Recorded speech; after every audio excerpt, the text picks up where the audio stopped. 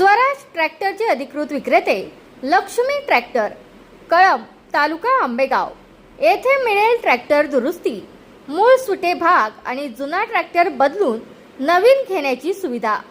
संपर्क कानडे बंधू 94 030 63 63।